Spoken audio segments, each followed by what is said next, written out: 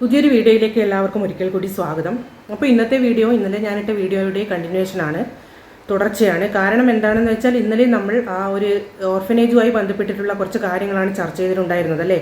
അപ്പോൾ വളരെ ഞെട്ടിക്കുന്ന ഒരുപാട് കാര്യങ്ങളാണ് നമുക്ക് അറിയാൻ കഴിഞ്ഞിട്ടുള്ളത്. നിങ്ങളെല്ലാവരും ആ വീഡിയോസും അതുമായി ബന്ധപ്പെട്ടുള്ള ഒരുപാട് വീഡിയോസൊക്കെ കണ്ടിട്ടുണ്ടാവുമെന്നാണ് ഞാൻ വിചാരിക്കുന്നത്. അപ്പോൾ ഇതിനു വേണ്ടി പ്രയത്നിച്ച യൂട്യൂബർമാർ കുറേ പേരുണ്ട്. അതിൽ ഷെഫീന ചേച്ചിയെക്കുറിച്ചാണ് കൂടുതൽ എടുത്തു പറയേണ്ടത്. അവരോട് അത്രക്കും എനിക്ക് റെസ്പെക്റ്റ് തോന്നുന്നുണ്ട്. അവർ ഒരുപാട് കുട്ടികളുടെ ജീവൻ രക്ഷിച്ചു എന്ന് നമുക്ക് വേണമെങ്കിൽ പറയാം. കാരണം ഇന്നത്തെ കാലത്ത് പേടിച്ചിട്ട് ആരും ഇതിനൊന്നും ഇറങ്ങില്ല.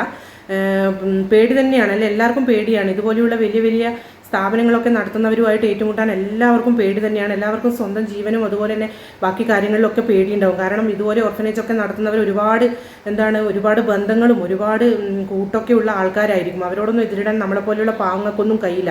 എങ്കിൽ കൂടി ഷെഫീന ചേച്ചിയെ പോലെയുള്ള യൂട്യൂബേഴ്സ് അതുപോലെ തന്നെ വേറെ 1-2 പേരുടെയൊക്കെ വീഡിയോസ് കണ്ടു. അവരൊക്കെ വന്നിട്ട് അവരുടെയൊക്കെ അനുഭവങ്ങൾ പറയുന്നുണ്ട്. അവർ ആ ഓർഫനേജിൽ അനുഭവിച്ചതൊക്കെയാണെന്ന് തോന്നുന്നു. എങ്കിലും കൂടുതലായിട്ട് പറയാനുള്ള എന്താണെന്ന് വെച്ചാൽ ഇവരുടെയൊക്കെ ഇടപെടൽ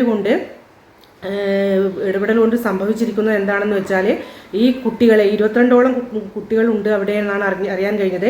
ആ കുട്ടികളെ വേറെ ഒരു ഷെൽട്ടറിലേക്ക്, നല്ലൊരു ഷെൽട്ടറിലേക്ക്, ഗവൺമെൻറ്റിൻ്റെ ഷെൽട്ടറിലേക്ക് മാറ്റിയിട്ടുണ്ടെന്നാണ് അറിയാൻ കഴിഞ്ഞിട്ടുള്ളത്. അതുപോലെ തന്നെ ഈ അമ്മയും മോനും ഒളിവിലാണെന്നാണ് അറിയാൻ കഴിഞ്ഞത്. അവർ ഒളിവിൽ പോയതിന് ശേഷം തന്നെ അവിടെയുള്ള കുട്ടികൾക്കും ഈ അമ്മമാർക്കും ഭക്ഷണം പോലും കഴിക്കാൻ കിട്ടാത്ത അവസ്ഥയുണ്ടായിട്ടുണ്ട് എന്നാണ് പറയുന്നത്. ഇവരെന്താണ് ഈ ഫണ്ടൊക്കെ കൊണ്ട് ചെയ്തിട്ടുണ്ടാവുക? ഇവർ ഓരോ ദിവസവും വേണ്ടുന്ന സാധനങ്ങൾ വാങ്ങി വെക്കുകയാണോ ചെയ്യുന്നത്? ശരിക്കും പറഞ്ഞാൽ നമ്മളൊരു ഹോസ്റ്റലിലായാലും അല്ലെങ്കിൽ വീട്ടിലായാൽ പോലും നമ്മൾ ഒരു മാസത്തേക്കോ അല്ലെങ്കിൽ ഒരാഴ്ചത്തേക്കോ വേണ്ടുന്ന സാധനങ്ങൾ നമ്മൾ വാങ്ങി വെക്കും അല്ലേ. നമ്മുടെ വീട്ടിൽ എന്തെങ്കിലും ആയിട്ട് ഉണ്ടാവില്ലേ.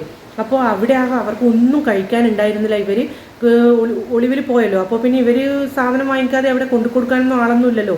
ഇവിടെ ഇവർ എന്ന് പറഞ്ഞാൽ ചാരിറ്റി എന്നുള്ള പേരിലൊക്കെ നടത്തി ഇഷ്ടംപോലെ പൈസയെല്ലാം അവരുടെ കയ്യിലേക്കൊക്കെ വന്നു. സ്വന്തമായി വീടൊക്കെ ഉണ്ടാക്കി എന്നൊക്കെയാണ് പറയുന്നത്. ഇതെല്ലാം എന്തായാലും അന്വേഷണ വിധേയമായി പോയി കഴിഞ്ഞാൽ നമുക്ക് ഇതിൻ്റെ കൂടുതൽ കാര്യങ്ങളൊക്കെ അറിയാൻ സാധിക്കും. എന്തായാലും നമ്മൾ ഈ ന്യൂസിലും ഇതൊക്കെ ഇങ്ങനെയുള്ള കാര്യങ്ങളൊക്കെ കേട്ടിട്ടാണ് നമുക്കും ഇത് മനസ്സിലാക്കാനൊക്കെ സാധിച്ചിട്ടുള്ളത്. അപ്പോൾ ഇന്നലത്തെ ആ വീഡിയോയായി ബന്ധപ്പെട്ടുള്ള ഒരു കാര്യം ഞാൻ ഇപ്പോൾ ഏഷ്യാനെറ്റ് ന്യൂസിൽ കേട്ടത് കൊണ്ടാണ് ഈ ഒരു വീഡിയോ ഇപ്പം ഞാൻ ചെയ്യുന്നത്. അതുപോലെ തന്നെ ഷെഫീന ചേച്ചിയുടെ വീഡിയോ ഞാൻ കണ്ടിട്ടുണ്ടായിരുന്നു. ഷെഫീന ചേച്ചിയും പറഞ്ഞു അവരും ഒരുപാട് ഇതിൽ മുന്നിട്ട് ഇറങ്ങിയോണ്ട് മാത്രമാണ് ആ 22 കുട്ടികളെ അവിടെ നിന്ന് നല്ലൊരു സ്ഥലത്തേക്ക് മാറ്റിപ്പാർപ്പിക്കാനും നല്ലൊരു ഭക്ഷണം നല്ല ഭക്ഷണം തന്നെ അവർക്ക് കിട്ടുകയും ചെയ്യുമെന്നാണ് ഞാൻ മനസ്സിലാക്കുന്നത്. അതിലൊക്കെ ഒരുപാട് കമൻസൊക്കെ ആരൊക്കെയോ പറഞ്ഞു എന്ന് പറയുന്നുണ്ട്. എന്താണ് നമുക്ക് സാമ്പാർ അച്ചാറൊന്നും പോരെ, അതൊന്നും നമുക്കൊന്ന് അച്ചാറ് പോലും കിട്ടും. ഇവിടെ നിങ്ങളൊക്കെ എന്താണ് പറയുന്നത്? ഇതുപോലെയുള്ള ചാരിറ്റി നടത്തുന്നതിലേക്ക് ഒരുപാട് ആൾക്കാർ സംഭാവന ചെയ്യുന്നുണ്ട്. ആ കുട്ടികൾ ഇതുപോലെയുള്ള സാമ്പാർ അച്ചാറൊന്നും മാത്രം കൂട്ടി കഴിക്കേണ്ട ആവശ്യമൊന്നും ആ കുട്ടികൾക്കില്ല. നല്ല ഹെൽത്തി ആയിട്ടുള്ള ഫുഡ് ഡെയിലി കഴിക്കേണ്ട പൈസയൊക്കെ കൃത്യമായിട്ട് അവർ ആ ചാരിറ്റിയിലൊക്കെ അവർ വാങ്ങി വെക്കുന്നുണ്ട്. പിന്നെ എന്താ കൊടുക്കുന്നതിനെന്താ? ഇതൊന്നും ഇവരുടെ വീട്ടിൽ നിന്നൊന്നും എടുത്തു കൊടുക്കുന്നൊന്നുമല്ലല്ലോ.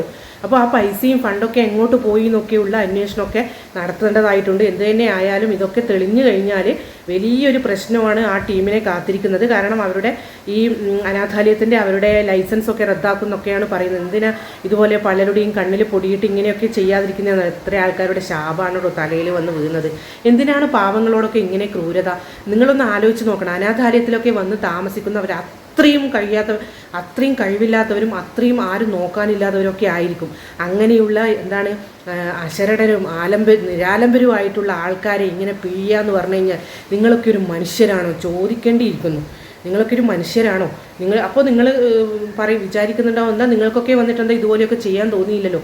ഇതുപോലെയൊന്നും ചാറ്റ് ചെയ്യാണ്ടിരിക്കുന്നത് നമുക്കൊന്നും അതൊന്നും പറ്റില്ല. നമ്മളൊക്കെ ചെയ്യുന്നുണ്ടെങ്കിൽ എല്ലാം സത്യസന്ധമായിരിക്കും. ഇതുപോലെ ആരെയും പറ്റിച്ചിട്ടും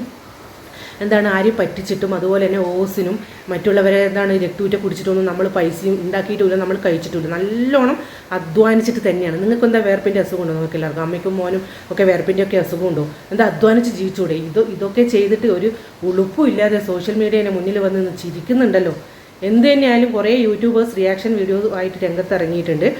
ഇനി പറയും നിങ്ങൾക്ക് റിയാക്ഷൻ ചെയ്യാൻ നിങ്ങൾ കുറച്ച് ദിവസം ഒരു വിഷയമായി, കുറച്ച് ദിവസമായാലും ഇതുപോലെയുള്ള കാര്യങ്ങൾക്ക് പ്രതികരിക്കാൻ ഇതുപോലെയുള്ള റിയാക്ഷൻ വീഡിയോ ചെയ്യുന്ന യൂട്യൂബേഴ്സ് തന്നെ വേണം. നമ്മളെപ്പോലെയുള്ള കുറച്ച് ആൾക്കാരെങ്കിലും പ്രതികരിക്കേണ്ടേ ഇതിൽ. അല്ലാതെ ഇത് പറയുന്നത് എന്താണെന്ന് വെച്ചാൽ ചാരിറ്റി ചെയ്യുന്ന ആൾക്കാർ സാധനങ്ങളും മറ്റുമൊക്കെ ഈ ഓർഫനേജിൽ കൊണ്ടുകൊടുത്ത് അതൊക്കെ അതിൻ്റെ ഓണറുടെ ബന്ധുവിൻ്റെ ഷോപ്പിലേക്കൊക്കെ കടത്തുവാണെന്നൊക്കെയാണ് ഈ ന്യൂസിൽ ഓരോ വീഡിയോ ചെയ്യുന്നതിലൊക്കെ ഞാൻ കേട്ടു. ഒരുപാട് ആൾക്കാർ ചെയ്ത വീഡിയോയുടെ അടിസ്ഥാനത്തിലാണ് ഞാൻ ഈ ഒരു വീഡിയോ ഞാൻ ചെയ്യുന്നത്.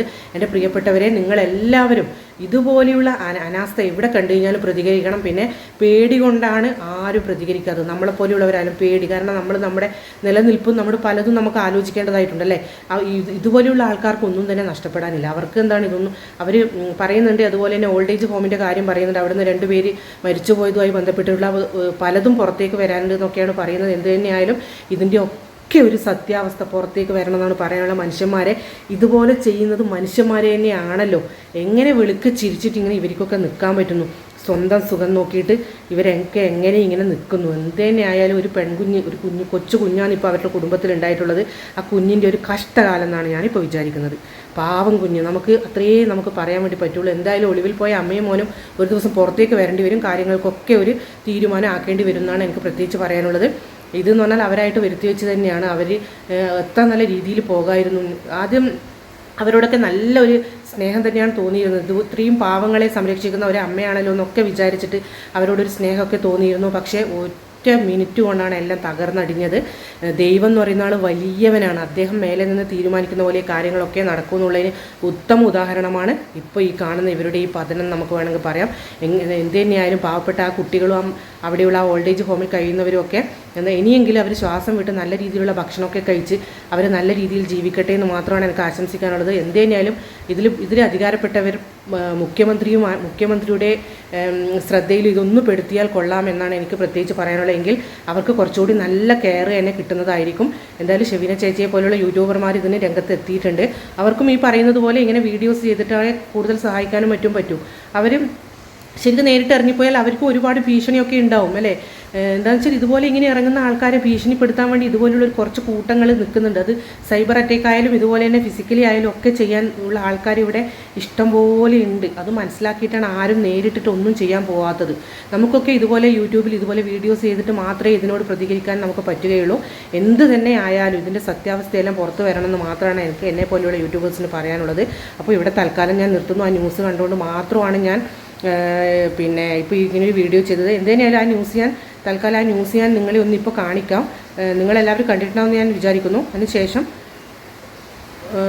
നമുക്ക് വീഡിയോ അവസാനിപ്പിക്കാം. അപ്പോൾ ആ ന്യൂസ് നിങ്ങളൊന്ന് കണ്ടു നോക്കൂ.